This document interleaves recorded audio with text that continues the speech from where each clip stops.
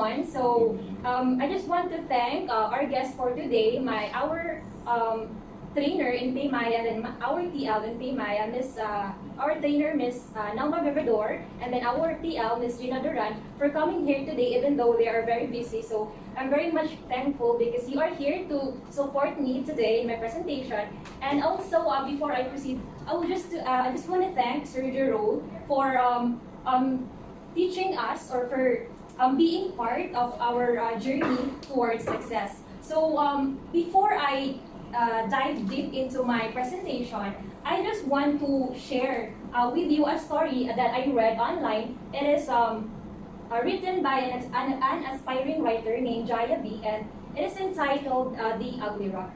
So The Ugly Rock goes like this. The story of Ugly Rock goes like this. So a long time ago, there is a tall rock that stood alone on the ground. So ages passed, weathering the rock, but the rock remained strong.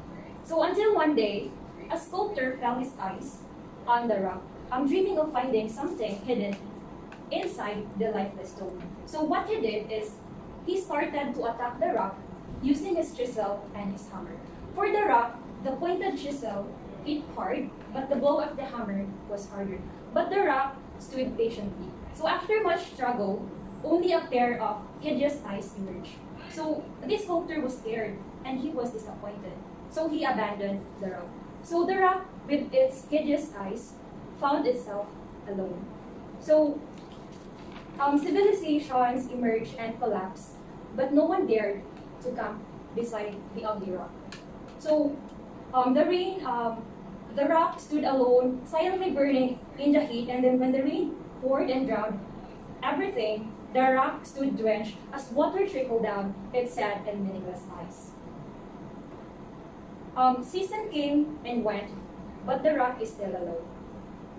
So someone tried to carve nonsense on the rock, and then someone threw stones at it out of anger. So after so many years of torturous years, one dark night, someone ventured into the park. So he was curious on the rock. So what he did is, instead of being scared, so unlike first sculpture, he abandoned the rock because he was scared. He was disappointed to see only a pair of hideous eyes. So he did not see something amazing, so that's why he abandoned the rock. So this second sculpture, he was not scared at all. So he started to carve or to sculpt the rock using his chisel and his hammer. So the stony scars of the rock shines into the moonlight. So the next day, everyone was stopped in their tracks by the ugly stone that no one ever knew existed. So the stone now stood covered with pleasing colors. So the stone is now a beautiful piece of art whose eyes were hideous no more. So why I told you this story, because I can relate myself to the rock. So I can say that I'm just the rock that is just on the corner. Nobody else is noticing because it cannot speak. So I'm a silent person. So I don't really want to share my thoughts. So I just around the corner, sitting and just listening. So just love to listen. So and then we can also learn from the story that no man is an island. So do you believe in that saying that no man is an island? Yes. Okay. So I believe that we need someone that will help us to see the potential or the hidden potential inside us. So we need someone to help us see that we are amazing. So that's someone that I am mentioning about is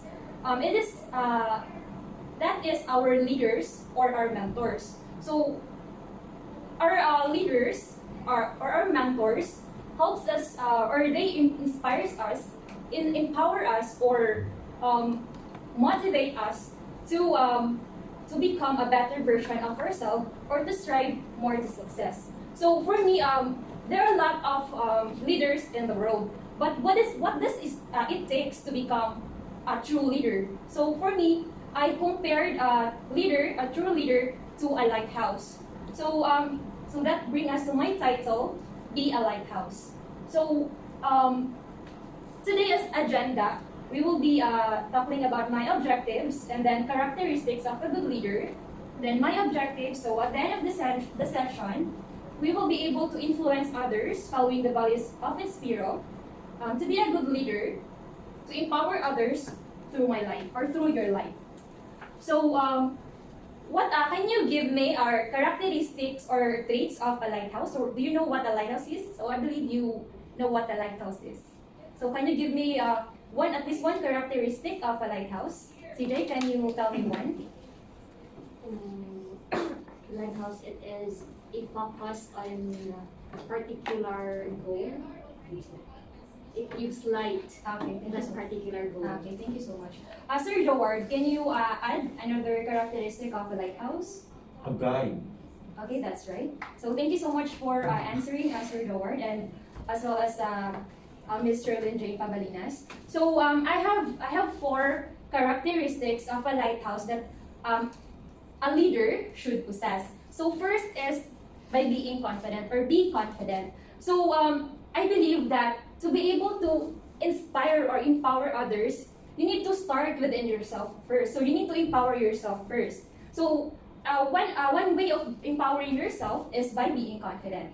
So I am a very shy person. So I'm a dog. So I really don't like to socialize with other people. I really don't like to talk to here in front because I don't want to be in the limelight, so in the spotlight. So but when I work here in Inspiro and when I met my mentors, Miss Nelma and Miss Gina, they really helped me to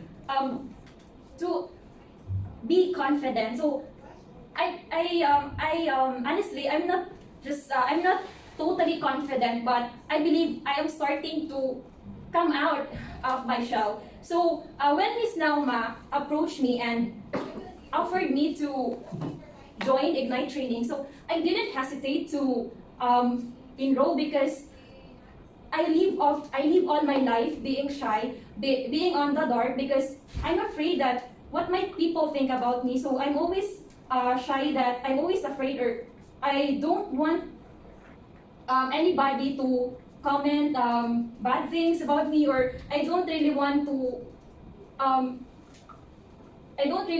anyone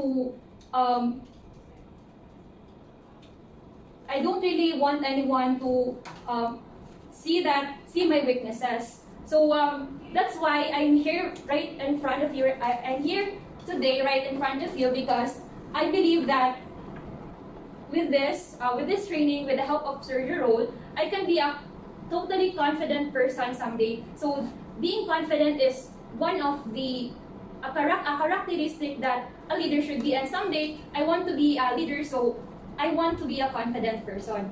And the next characteristic of a lighthouse is by being resilient. So we all know a lighthouse is built to withstand strong or storms because it is a guiding light or a guide to sailors so that they can reach or they cannot hit a cliff. So it is their guiding light. So that's why our lighthouse is built strong. And then I believe also that being resilient, a resilient leader has a positive attitude, and then has a optimistic outlook that no matter what struggles they face, so they always find a way to move forward. And then I also believe that a leader should bend instead of breaking. So before I work here in Inspiro, I am a very negative person. I'm a very negative because I don't trust myself. I don't have the confidence. So when I applied here, so my confidence started to build up. Then I became a more stronger person. So with the help of my mentors, Ms. Gina and Ms. Nelma, I became a more resilient person. So in the future, I want to be a leader just like them. So I want to be a leader that helps helps someone to be a stronger person and to be confident and to believe that we can achieve a success and we can be great someday. And then next is by being helpful. Helpful, I'm sorry. So one of the key characteristic of a leader is by being helpful. So I want to quote Sir Jero that you cannot help or you cannot give what you don't have. So how can you help someone if you know nothing? So to be able to help someone, you need to be knowledgeable first. So joining here in Ignite, so it can help or it will help you to learn additional knowledge so that you can use in the future to be a good leader. And then, for example, my mentors helped me to realize that I can be a leader despite of being a reserved or a shy person. So, and when Miss Nalma appointed me as one of her subject matter expert, I got the opportunity to help others because some of my colleagues approach me when they need assistance with their call, and then I also help Miss Nalma to do with some of her tasks. Then lastly, I believe that to be able to help with others, so by simply encouraging and motivating them is a one way of showing that you are helping them to act to success or to excel more. So because I believe human as we are, we love to hear words of encouragement, or we perform well if motivated. So I want to be a leader that encourage others or motivate others so that they will be able to achieve success. So I want to be a leader that create good leaders in the future. And then lastly, what do you think is the most important feature of a lighthouse? Shine. Okay. Beacon of light. Shine. Shine. Thank you so much for answering, Sir Jerome and then Sir Joward. So according to Kevin Bowser, so the most important feature of a lighthouse is its light, not its height. So with that being said, it means that your position doesn't matter. So it doesn't matter if how high your position is or how low your position is. What matters the most is your ability to empower others or to inspire others.